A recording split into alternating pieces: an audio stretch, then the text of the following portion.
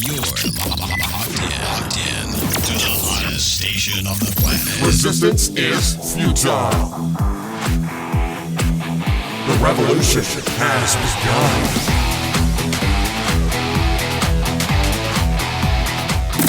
You're listening to Rebelpreneur Radio, helping you break the rules and build the business you need for the life you want. And now, broadcasting his pirate signal from somewhere beyond the status quo, here's your host, best-selling author, marketing and media strategist, Ralph Brogden.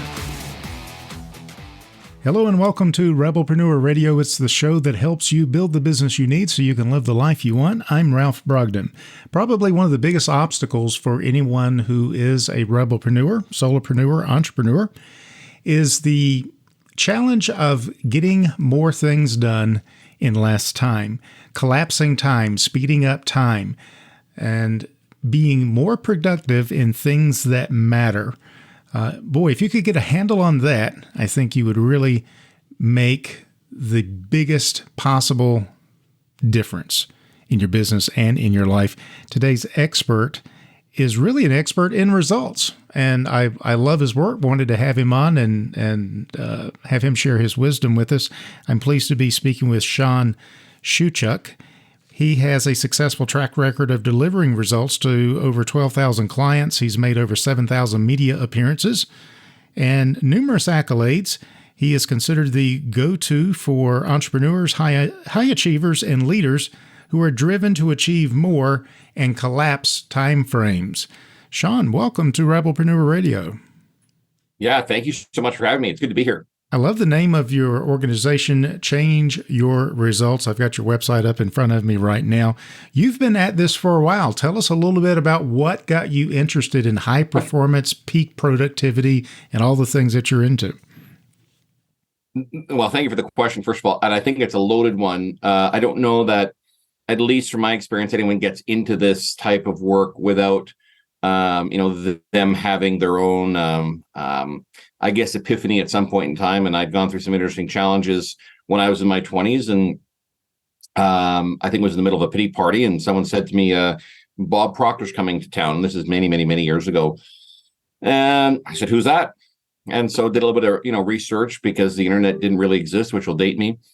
And ended up that, I decided not to go to his event, but went and had breakfast with him instead. And that's kind of the beginning of it.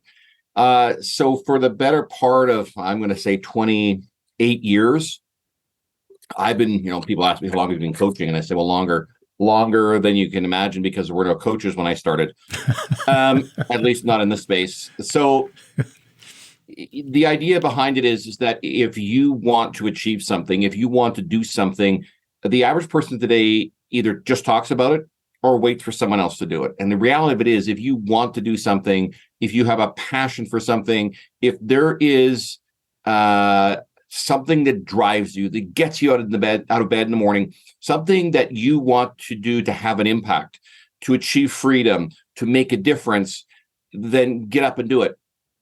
A number of years ago, I was on a radio show out of Florida, statewide. And I didn't realize until we're halfway through the show on a commercial break that there was a co-host. And the co-host came on the show and he said, I don't know if I like what you're saying. He said, it sounds very much like you're politicizing this. I said, oh, that's a very interesting statement. I said, how do you mean? He goes, well, it sounds like you're a Democrat rather than Republican. He says, you're on the air in Florida. And I actually got fairly upset with him. I said, how dare you politicize something? This is at a point in time, and this is, at the end of 2008. I said, there are thousands, maybe hundreds of thousands of Americans right now who are suffering, who are hurting as a result of what's going on. And you're trying to play this. Listen, I share this very openly, and I think this needs to be said, and maybe more people need to say it. No matter who you are, no matter what your background is, what your education level is, who your parents were, what part of the country you live in, there is always an opportunity, or opportunities, plural, for you to do something, to make a shift and a change. The challenge for most of us is that, and I found this, the only people that really truly embrace change are babies in wet diapers. And sometimes, based on my experience with my grandchildren, they don't even embrace that wholeheartedly. Sometimes they fight it quite a bit. I'll leave that for you. So you work with entrepreneurs and business owners and high performance people who want to achieve their goals. It seems like first base is figuring out what you want. And I believe most entrepreneurs are driven by an idea of freedom, which you have defined as, well, I'll let you define it. We're all chasing that entrepreneurial myth of freedom, and then it seems like the reality sinks in and it's anything but freedom. But how do you define freedom in a business context? I was asked this question a lot, and I'll frame this by saying we hear a lot of terms, buzzwords. We hear productivity and we hear freedom, and we hear high productivity, and we're told about time management, all these different terms. But the problem is most of us, and it is a problem, most of us don't really take the time to break it down and understand what they mean, right? The boss says I should be more productive. What does that mean? I don't know, more of something, more of what? So I really took a look at freedom. This goes back many years, and I said, okay, how are we going to define freedom?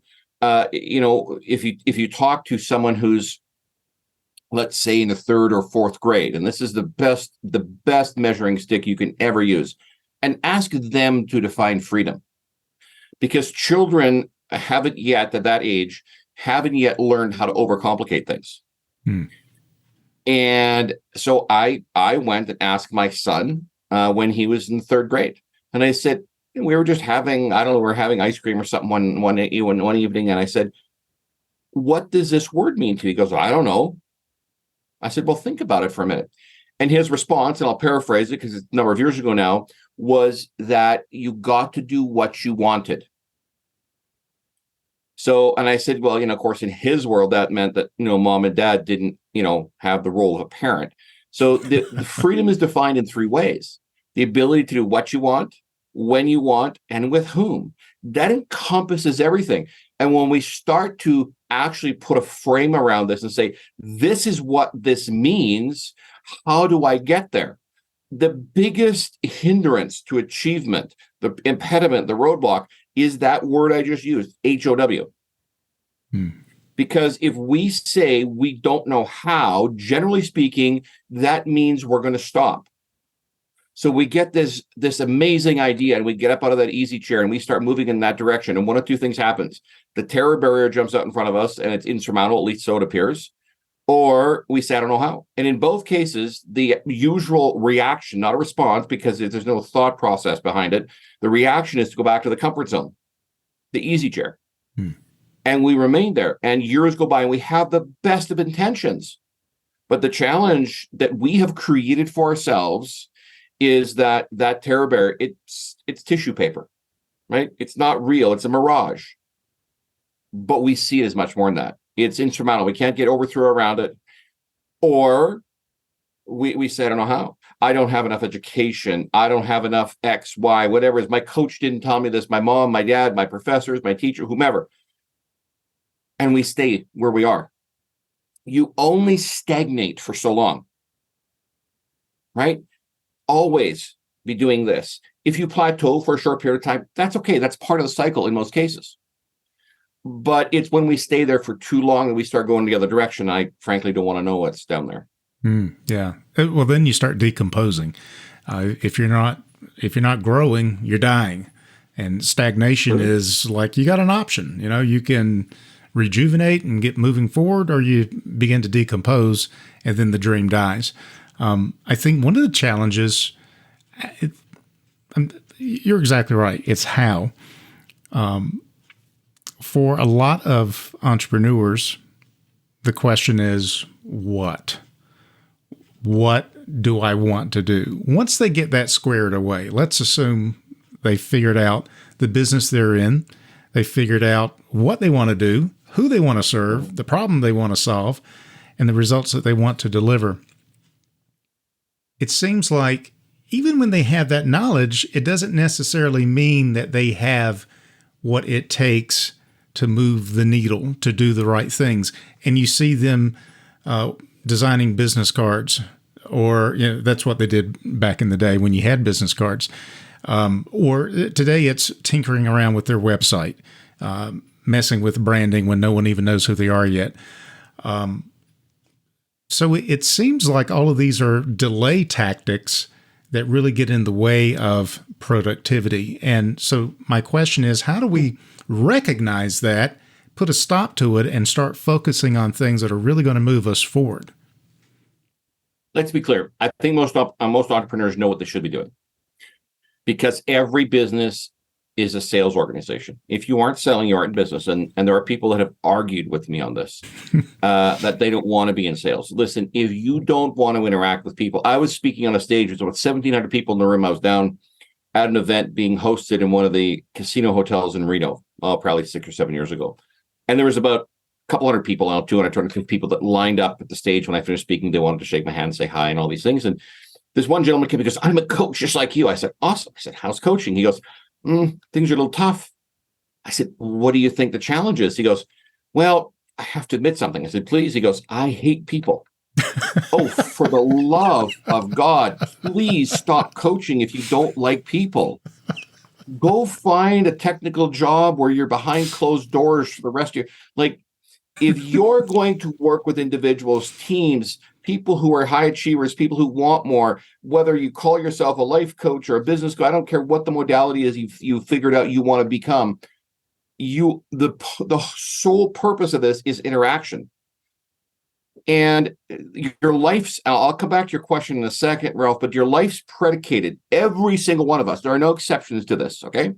Your life's predicated on two things. One is the decisions you make, full stop. The second aspect of that is the relationships you establish, nurture, and build. In order to be truly successful in life, career, and relationships, you need to build strong, powerful, and high-trust relationships. And if you can't or refuse to, can't meaning that there's some real reason you can't leave the house. I don't buy that in most cases, about 99.9%. Now, you may be like I was, an introvert where you're scared to shake hands and, staring at your shoes. In today's world, it's this nice smartphone because it's really smart when, you have to go shake someone's hand. We're scared they're going to bite us, which is not real either. So the reality of it is those relationships are everything. The more relationships you have, and the more you nurture them, the more you're going to engage. And if you're going to conduct business and do a lot of it and have an incredible impact, you have to engage at a high level. Full stop. If you don't want to engage with people, interact with people, build relationships, let's be clear about something. You shouldn't be doing whatever it is you think you should be doing. So find something then that doesn't involve people, which may be tough. I was called a number of weeks ago to go into an engineering firm, and those folks who we definitely need in our world, they are a little different in how they think than others. They very much are focused on the left side or this side of the brain, and that's how they think and operate, and they have to. And what I realized about the firm when I went is this is a very progressive firm in that these professionals are actually out there doing business development. And when I met their principal, the senior partner in that office in that city, it made sense, because he doesn't just sit at the desk. He just doesn't sit there and do drawings and sign off on them. He actually is out there shaking hands and kissing babies. Now, I remember back in the end of March or beginning of April of 2020, when COVID had a firm grip on everybody and God knows what else. And I was there was about 6,000 people on this broadcast, and I was one of the experts they called on. And somebody else got on and said, "Listen, we will never meet in boardrooms again. We will never go out for coffee or lunch again with prospects, and we'll never shake someone's hand again." And I took issue with it, because we are social beings by nature. And yeah, there's the odd one of us that likes to become a recluse from time to time, but that's not a reality that's healthy. And so if you're going to actually go out there and build a business, stop finding reasons why you can't. There are a million of them, but there's one why you should. And that simply put, that one is that you said you're going to grow the business. And if you made a commitment to yourself, an irrevocable promise, then keep it. That's, and I realize this is harsh talk for some people, but if you're failing in business, you can't blame your staff or your kids or your spouse or your parents or anyone else. You have to wear that. So why not flip the coin and say, here's what this looks like. instead of being busy, and this is your question, Ralph, instead of being busy for the sake of being busy, that's not productive. It doesn't move the needle. I was working with a company, this is a few years back, and a husband and wife had built a company from, the bedroom and the basement to about $35 million a year. And they decided they'd hit a plateau and they needed help. And I ended up being referred to them, and I started working with them. And our agreement took effect on the first day of the following month. And that evening at 5:30, the wife phoned me. She said, "Oh my goodness, Shawn, you would not believe what an incredible day we had, et cetera, et cetera." And I said, "Perfect. What did you do today that moved the needle?" And the phone went silent. Said, "Are you still there?" Right? She said, "Well, we're still here." I said, "Okay." I said, "Well, what are you doing at 5:30?" She goes, "We're cleaning the waste paper baskets and we're cleaning the toilets." I'm like, what do you mean? She goes, "Well, I'm not too good. I can do that." I said, "That's not what I'm getting at. I know you know how." Okay. Their first payroll that I was there, I went into their boardroom, and this still blows my mind to this day. She had printed out 17 Excel spreadsheets and taped them together. And her and 3 staff were reviewing spreadsheets. And I said, "What are you doing?" She goes, "It's payroll." I said, "Don't you have a payroll provider like Ceridian or something?" She said, "Yeah, of course we do." I said, "Okay. Well, why are we not using them?" She goes, "Oh, we are. We have to send the figures." And I said, "But this is costing us." Oh, she said, no. These staff are on payroll. They don't cost us anything. Okay. Okay. So we sometimes become our own worst enemy. Now, incidentally, I have been called back 3 different times over the past number of years to work with this company, and they're amazing. They're doing phenomenal. They're a great team. They're a great family. But when we start to understand what it takes, and by the way, what they were looking for 4 hours, 4 people, the owner and 3 staff, they were out by $3. Wow. So you see, we spent thousands of dollars to find 3. Now, if it was me, I would have told the controller to write it off. Sure. Right? It's not worth the time. Now, is that the best thing? Probably not. But at the end of the day, it's not worth spending $3,000 to find 3. And the idea that we do things that we don't need to do because we relish them, or more importantly, the ones that need to get done, we push them aside. They get pushed to the front of the truck, the side of the desk, the boardroom table, and we don't touch them. And the only reason we touch them or engage with them, and this is that what you talked about a moment ago, is because we've left them so long and procrastinated so long that now that instead of them being things that have to get done in an orderly fashion, they're fires. And so then we end up living our lives putting we're firemen, fire people, from one fire to the next. That's all we're doing, becoming firefighters, one fire after another. And what does that mean? That means we're not productive. That means the activities we're engaged in are not producing. They're low. We talk about high leverage. This is low leverage. There's no leverage. Mm-hmm. Okay. So when we talk about people, we say, okay, in the book Good to Great, he talks about the big, hairy, audacious goal. Let's set it and let's double it. So if we'll use dollars, because hopefully by a certain point in time in our lives, we understand the value of a dollar. If we want to do $1 million next year, let's double it and make it 2. Because if you did a 1.5, are you really going to complain? No. Okay.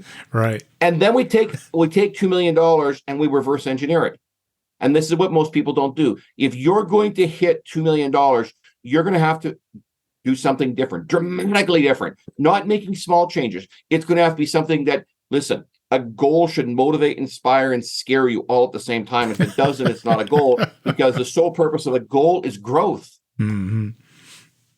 If you know how to do it, it's not a goal. If I made $100,000 last year, it can't be a goal for next year. Right? And so we take that goal, we say, okay, if it's 2 million, it means $1 million a year. Let's take $1 million and let's break it down by month, by week, by day, and by hours. So, especially for a guy like me. So what do I need to be doing every hour to ensure that I meet that big objective? So if I'm working 8 hours or 10 hours a day, because I'm an entrepreneur and I don't work banker's hours necessarily, and I'm going to work 10 hours a day, what do I have to accomplish in the next 10 hours and the following day and the following week and the following month? Because if we do that, we start to understand. But if we've never been to $2 million, we see $2 million, it's really hard for us to understand. Okay. And I'm a simple guy, right? I grew up on a farm many, many years ago. Take an apple. You can eat a whole apple. but you typically can't eat it in one bite. But if we take it and cut it up into bite-sized pieces, we can eat it. Let's take your goal and break it down into bite-sized pieces, something that we can assimilate, understand, and start to execute on. Because if we give us this much to execute on, we can. If we start talking about something that we can't wrap our minds around, we'll never get there. Mm-hmm. Powerful distinctions there. Now, on your website, you talk about, and you've got some really interesting ideas here. One of it is the law of threes. Give us an overview of the law of threes. I think that will be really beneficial to help us get into this what's important and what's not important mindset. So there's 12 of them, and I've alluded to 2 or 3 of them already in this conversation. But I'll share this with you. Truly successful people have a maximum of 3 areas of focus. They may have 100 things on the go, but they're not hands-on with all of them. They're hands-on with 3. Because if you have more than 3, you'll be successful with none. Because it's just who we are. It's human nature, okay? Now, truly successful people have a minimum of 3 sources of income. So there's a reason why we say, now they may have many, many more, but a minimum of 3 sources of income. And if you think about somebody that has a traditional job and something happened to the company they work for, the workforce is reduced in size, whatever the reason is, and they end up losing their job. Yes, they might get a golden handshake and a nice big package or whatever happens, but that doesn't last forever either. Okay. What does that really mean? Well, that means that they have to find a different way to earn money. So they only had one source. So let's find a way to ensure that we never have these challenges. Let's build this today so that in a year or 2 or 5 or 10 or 15, if we decide that, hey, you know what, I'm at a point in time in my life where maybe my kids are grown, and it could be any reason. This is just a hypothetical. My kids are grown and I don't have to work 9 to 5 for obvious reasons. I'm an entrepreneur. I'm going to go take my spouse and we're going away for 90 days. Here's a question. If you're an entrepreneur right now, today, could you go away for 3 months without your business collapsing? And for 99% of the people, it's no, because they are the business and they have not made it possible to reproduce you know what themselves. Michael E. Gerber says about that, right? Right. Yeah. Right. You're not an entrepreneur. You're a technician suffering from an entrepreneurial seizure. Mm-hmm. If you can step away from your business for an extended period of time because you want to or because you have to, doesn't matter, and it doesn't implode, you've built a business and you're not a technician. That's the test. There are people that don't like to hear that from me. They say, I'm a workaholic, Shawn. I'm always going to be there. We're not talking about that. Maybe you are. I certainly am. But the idea is that you can step away, right? And still come back in 3 months and say, perfect. Right? I still have money coming in. The business is still operating. I still have clients. Now, I talk to a lot of people who are coaches, solopreneurs, and they're thinking, well, I am the business. I am the coach. I am the hands-on person. And if something happens to me, there is no business.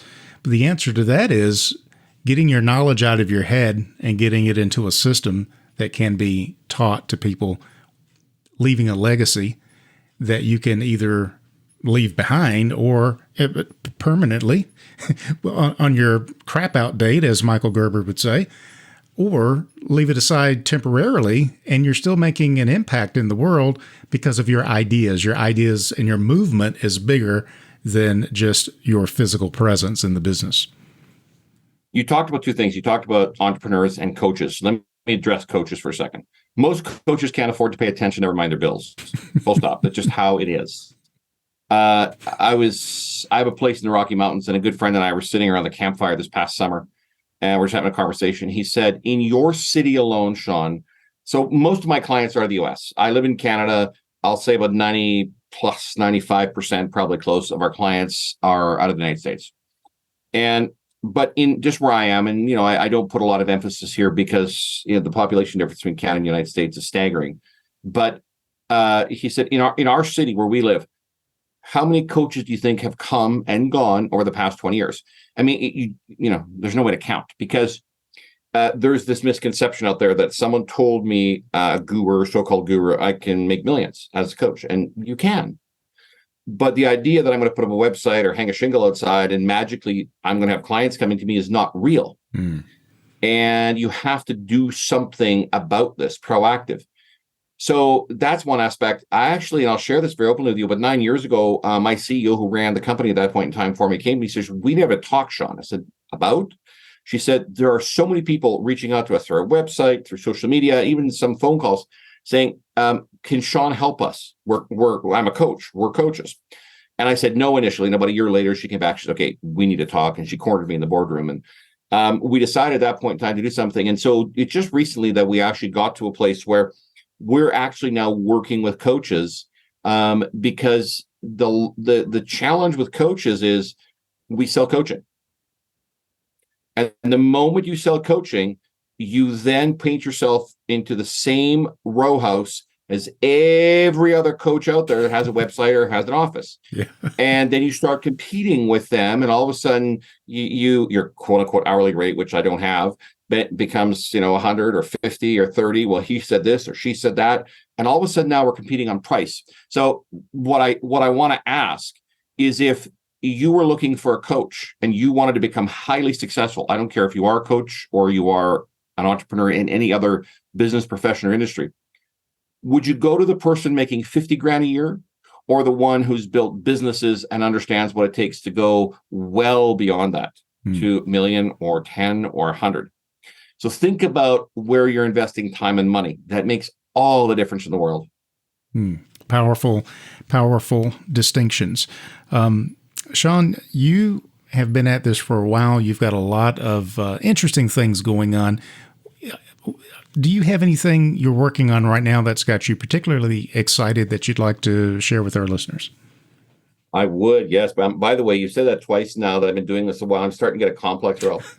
Well, I'm just so happy I found someone that's been doing it as long as me, and maybe a little bit less. But it's wonderful. Yeah, I've been doing this for about 28 years. So, and I joke with people, I had a full head of hair when I started. So, and I didn't have gray hair I didn't have a gray beard when I started. Well, so, you know that's supposed to mean wisdom. Well, I don't know if that counts if it's on your chin. Here's something. Well, yeah, I'm not even going to touch that, brother. So what I alluded to a moment ago about coaches, Lion Factor coaching is something that I have been working on for about 4 years, and it is specifically and only for coaches. It's an entire system, and then I get to work, the privilege of working with these groups of coaches. You see, coaching is a really interesting business. If you say I'm a good sales coach, that's amazing. But if the clients you work with are good at sales and don't understand marketing, you have a problem. If you have somebody who's good at marketing and they can attract those people to your door, so marketing attracts them or brings them to your door, sales invites them in. And if you don't have both of those, you're in deep trouble.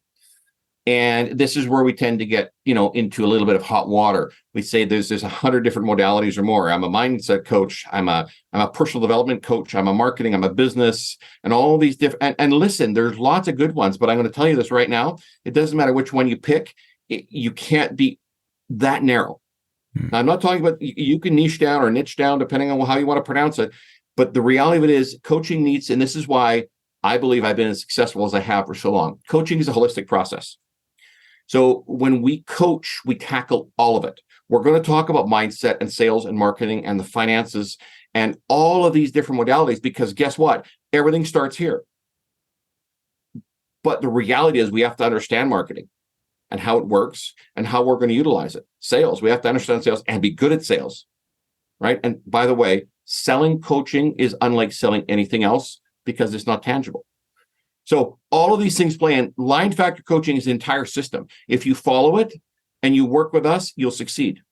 That's the bottom line. Everything's there, from the questions, the conversations, the assignments, the worksheets, everything. If you want to be a coach and successful, this is where you look and what you do. Why? Because the casualty rate of coaches that do it on their own is about 98%. Not good. If not higher. How can our listeners find out more about you and that program and the other things that you have going on, Shawn? So our main website, been around forever, is changeyourresults.com, changeyourresults.com. And if you go to lionfactorcoaching.com, you can find out more and send in an inquiry and have a conversation with us and reference this show, and I'll even hop on the call with you. Wow. Well, there you go. You heard it here, folks. Lionfactorcoaching.com or changeyourresults.com. I didn't know about the second, but Change Your Results is fascinating. Lots of interesting information there, plenty of testimonials. I'll also check out lionfactorcoaching.com, and I encourage our listeners to do the same as well. Shawn, any final thoughts, words of wisdom? I feel like I've really received a college education here in the short time that we've had. Parting words or thoughts for us? Yeah, I like to leave a little what I used to call, when I did a show many years ago, a golden nugget. You have an opportunity to take advantage of something, and the decision really is yours. And if you remember what I said a few minutes ago, the number one thing I said, your life's predicated on decisions you make. I encourage you to take all the information that Ralph and I discussed here today and apply it in your life today. Tomorrow is not the day to do it. It's today. And if you start taking those steps that we have outlined and talked about here today, even at a high level, you'll see changes. What you do today impacts what happens tomorrow, next week, next month, next year, and so on. Start with that today. It's not about taking action. It's about executing on those predetermined steps. And reach out to us, changeresults.com or Lion Factor. We talked about that already. Love it. Shawn Shewchuk, thank you so much for sharing your time and your wisdom with us on Rebelpreneur Radio. I really appreciate it. Thanks for being.